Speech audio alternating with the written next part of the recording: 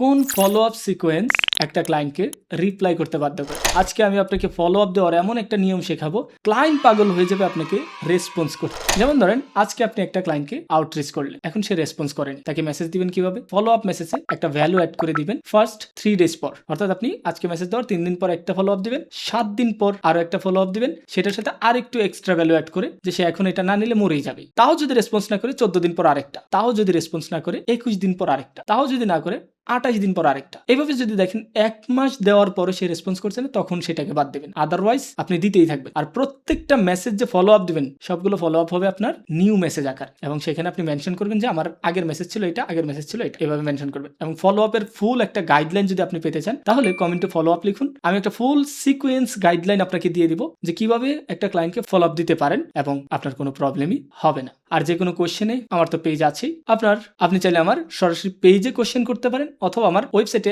আজকে কোশ্চেনে গিয়ে আপনার কোশ্চেনটা অ্যাড করতে পারেন। আজকে কোশ্চেনের পেজ লিংক আমার কমেন্ট বক্স অথবা ডিসক্রিপশন বক্সে দেওয়া আছে, সরাসরি যে কোনো কিছু আস্ক করতে পারেন ইনশাআল্লাহ।